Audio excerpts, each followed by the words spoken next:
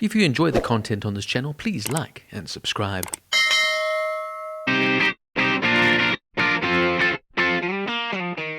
Dune is a 2021 American epic science fiction film directed and co-produced by Denis Villeneuve, who co-wrote the screenplay with John Spathis and Eric Roth.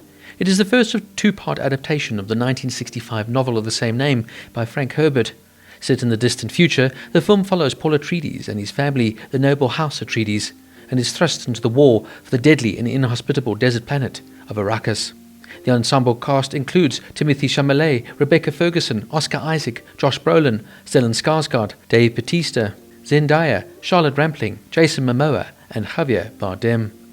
The film is the third adaptation of Dune, following David Lynch's 1984 film and John Harrison's 2000 television miniseries. After an unsuccessful attempt by Paramount Pictures to produce a new adaptation, Legendary Pictures acquired the Dune film and television rights in 2016, with Villeneuve signing on as director in February 2017. Production contracts were secured only for the first film, relying on its success before a sequel could be produced. Principal photography took place from March to July 2019 at locations including Budapest, Jordan, Norway, and Abu Dhabi. Dune was scheduled for a late 2020 release, but was delayed due to the COVID-19 pandemic. The film premiered at the 78th Venice International Film Festival on September 3, 2021, before its international release on September 15th of that year. It was then released in United States theaters and streaming on HBO Max on October 22, 2021. Dune was a box office success, grossing over $407 million on a $165 million budget. It was well received by critics and audiences, with praise for Villeneuve's direction, screenplay, production values, Hans Zimmer's musical score, cinematography, and managing to retain the core elements from the source material. The film would go on to win 6 awards at the 94th Academy Awards and was nominated in 4 other categories, in addition to receiving numerous other accolades. A sequel, Dune Part 2, was released on March 1st, 2024. Now, Dune is a beautifully shot film, and Villeneuve's passion for the project really shines through. The mere fact that he even turned down the James Bond film No Time to Die in order to direct this one just shows you how much the Dune series really means to Villeneuve.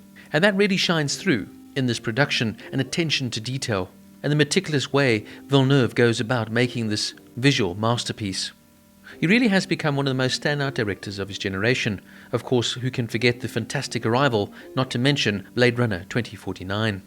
I absolutely loved the use of symbolism and the old-school grandeur of the sets. Also, the visual of the sandworm emerging from the sands of the desert is absolutely awe-inspiring. It is, however, a very complicated story, and you really have to concentrate and listen closely and pay close attention to detail. Otherwise, you may find yourself very lost within the complexities and nuances of this massive storyline.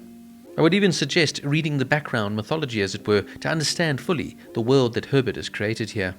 In this world where spice now is the most valuable of substances, which bestows its users heightened vitality and expanded consciousness, and of course it is also now critical to interstellar travel. There are also many parallels to Islamic theology that can be noted in reference to Frank Herbert. In the film, we are introduced to Paul Atreides, played here by the moody and somber Timothée Chalamet. Now, generally, I'm a big fan of Chalamet. He has chosen some really interesting roles in the past, and this movie now requires him to be the sort of disgruntled teenager. I just don't know quite if he's the leading man material, as it were. As I say, though, in this film he is trying to find his place within the world. His father, Duke Leto, played here by the wonderful Oscar Isaac, and his mother, Lady Jessica, is played by the excellent Rebecca Ferguson. She is an acolyte of the Bene Gesserit, an exclusive sisterhood whose members possess advanced mental and physical abilities. In the movie, she is teaching her son the power known as the Voice, which allows the user to control others' minds telepathically. Josh Brolin plays the hardcore weapons master, Gurney, which is a bit of a step down if you consider that he was such a big and pivotal role, for example as Thanos, in the Marvel Cinematic Universe. But nonetheless, he plays the role well. The main antagonist, though, is the Baron Vladimir Harkonnen, played by the ever-mumbling Stellan Skarsgård, although his makeup is absolutely fantastic. There's also plenty of cameos throughout the film from the likes of Bautista, Javier Bardem, with Jason Momoa playing here a swordmaster and mentor to Paul Atreides. Zendaya literally appears in Paul's visions, and her role is very minimal within the film.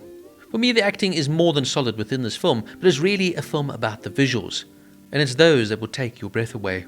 Now, without a doubt, this is the first part of a series. Villeneuve maybe could have put the whole Dune novel into one film, But of course he wanted to do the novel justice by paying close attention and capturing every minor detail within the complex novel.